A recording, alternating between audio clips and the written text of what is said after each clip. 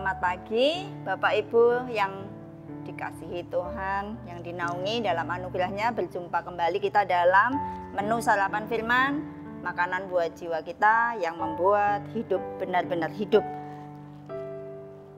Kita sarapan ini minggu ini bertema pahlawan. Nah, pahlawan biasanya identik dengan pemberani. Orang yang berani berkorban, berani sakit untuk orang lain, tapi ya untuk orang lain. Maksudnya membela kepentingan yang lemah atau memperjuangkan sesuatu yang bernilai, lalu dia berani bayar harga, berani mengorbankan. Ini itu berani. Biasanya orang harus berani sakit dan begitu ya, itu namanya bayar harga. Seperti itulah gambaran pahlawan secara umum. Nah, berani. Terus apa definisi berani? Biasanya orang mengartikan berani itu orang yang tidak takut. Saya melihat Kamus Besar Bahasa Indonesia begini bunyinya. Berani memiliki arti mempunyai hati yang mantap dan rasa percaya diri yang besar dalam menghadapi bahaya, kesulitan, tidak takut, tidak gentar, tidak kecut. Nah, ini Kamus Bahasa Indonesia. Karena hal ini, kita sering menyangka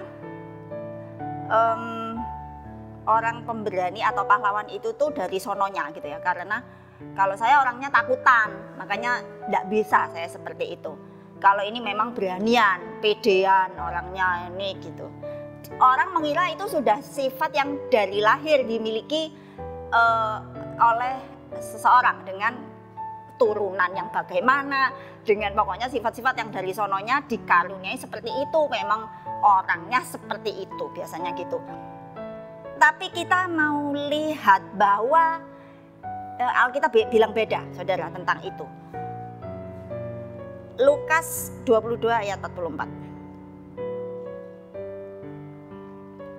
Kita mau nurutin yang katanya Alkitab ya, bukan katanya Kamus Besar Bahasa Indonesia, walaupun itu menolong dalam pengertian umum, tapi dalam perjalanan kita menjadi serupa seperti Yesus yang kita lihat itu Alkitab, acuan kita ada di situ.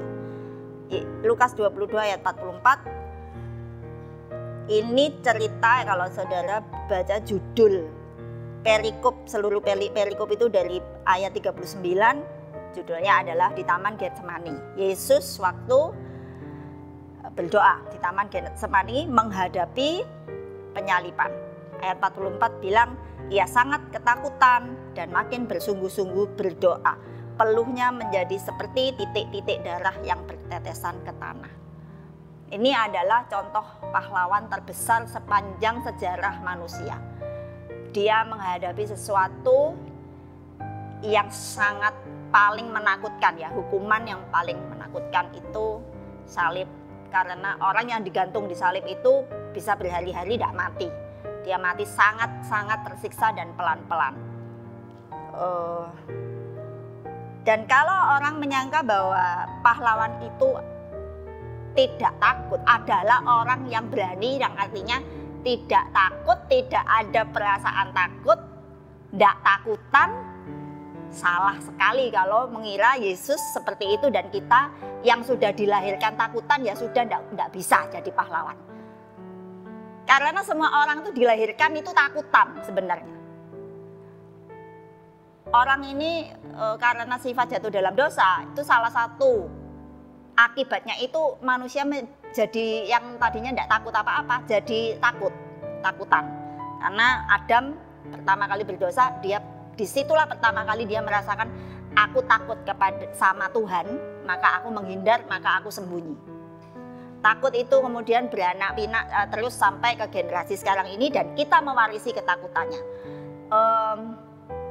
Tidak benar bahwa ada orang yang dari sononya dilahirkan sebagai pahlawan. Ya, Yesus aja contoh terbesar dari semua pahlawan itu ketakutan. Tetapi dia disebut pahlawan adalah karena dia menindaki ketakutannya itu. Dia belajar dari pengalamannya sebagai anak.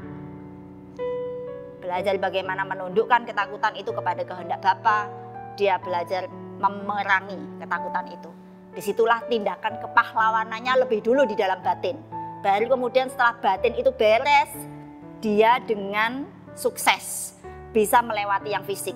Yang kelihatan mata segala macam itu dia lewati. Dengan hati yang sudah beres, dengan dirinya sendiri beres, dengan ketakutan-ketakutannya.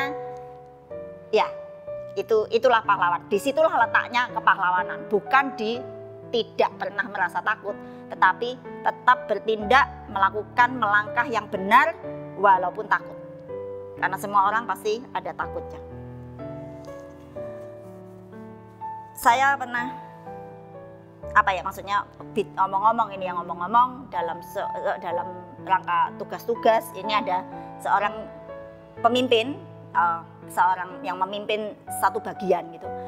Dia selalu gini, saya tahu harusnya yang benar itu begini, melakukannya, keputusannya begini, tapi kok takut ya, kok masih ada takut, ragu. Dia itu mempersalahkan, saya itu sudah berdoa tapi kenapa takut ini masih ada. Loh, saya meluruskan pemahamannya itu. Loh, sampai kapan takut itu, mau mbok tunggu pergi dah? Nggak bisa, itu nggak ada ceritanya seperti itu. Ya memang itu ada. Setiap orang, bukannya waktu orang-orang yang pemimpin itu tidak pernah ada rasa takut untuk memutuskan sesuatu yang kontroversial, memutuskan sesuatu yang mungkin tidak populer, memutuskan sesuatu yang dia tahu saya bakal dimusuhi banyak orang kalau saya memutuskan ini. Itu takut, semua orang itu ada takutnya. Kamu keliru kalau menunggu takut itu hilang dulu, berdoa sampai takutnya hilang, terus baru mau melangkah gitu loh ya. Maksudnya kalau memang tahu itu benar dan sudah berdoa, ya sudah. Kalau sudah waktunya ngambil keputusan itu, ya melangkahlah begitu. Melangkahlah, dan walaupun kadang bisa ya berdoa terus menjadi tenang, bisa, tidak menutup kemungkinan. Tapi juga tidak perlu harus menunggu sampai tenang dulu, baru itulah tandanya berarti Tuhan sudah mengizinkan buka jalan untuk saya memutuskan yang benar atau memutuskan kebijakan atau melakukan langkah yang benar itu. Ya tidak, kalau kita sudah tahu yang benar apa, kalau sudah waktunya walaupun kita ketakutan, kita tahu lakukan saja. Karena ya 50-50 itu, maksudnya ada hal-hal kasus tertentu yang tahu-tahu saya takut, Tuhan tolong ini, ternyata ya takutnya itu hilang. Ya puji Tuhan, enak kalau begitu. Tapi ada kalanya Tuhan biarkan ketakutan itu sehingga kita bukan disetir oleh ada atau tidak adanya ketakutan, tetapi disetir oleh kebenaran. Kita tahu kebenaran apa, lakukan saja. Nah, dengan penjelasan ini saya harap kita semua paham bahwa kalau kita atau ada definisi yang mengidentikan atau mengartikan keberanian itu dengan tiadanya ketakutan sama sekali, itu tidak benar. Itu yang menghambat banyak pertumbuhan kita untuk belajar menjadi pahlawan, belajar berkarakter seperti Yesus. Berani yang benar adalah, definisi yang benar adalah tetap bertindak yang benar walaupun takut. Itu baru definisi keberanian yang benar, yang lebih senada dengan apa yang dikatakan Alkitab. Jadi tidak perlu kecil hati kita yang merasa dari sononya aku ini orangnya penakut.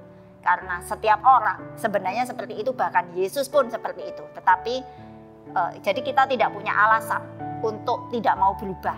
Kita tidak punya alasan untuk tidak mau belajar jadi pahlawan.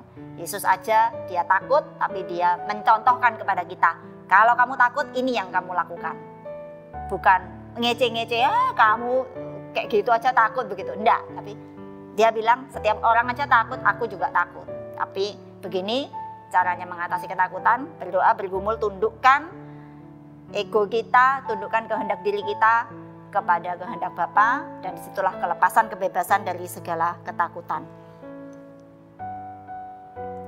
Jadi yang Tuhan lakukan bukan mengubah situasi sehingga kita terhindar dari ketakutan, sehingga perasaan kita termanjakan sehingga kita tidak pernah mengalami tidak nyaman atau hal-hal emosi-emosi negatif. Dia bukan mengubah situasi untuk memanjakan perasaan kita, tetapi dia mengubah hati kita, karakter kita untuk bisa menghadapi situasi yang sama yang tidak mengenakan itu. Itulah karya Roh Kudus, itulah yang Tuhan kerjakan dalam hidup kita. Penutup kita baca dalam Yoel 3 ayat 10. Yoel 3 ayat 10, tempalah mata bajakmu menjadi pedang dan pisau-pisau pemangkasmu menjadi tombak. Baiklah orang yang tidak berdaya berkata, aku ini pahlawan. Mari kita praktekkan ayat ini tiap hari, bukan menunggu ketakutan kita hilang baru kita bisa merasa kita ini pahlawan karena sudah tidak ada ketakutan. Tetapi di tengah ketakutan pun kita bisa menjadi pahlawan dengan cara menindaki yang benar, dengan cara tetap melakukan hal yang benar di tengah ketakutan kita, dan disitulah ketakutan kita semakin dibuat tidak efektif dan tidak berkuasa atas kita. Demikian renungan Tuhan.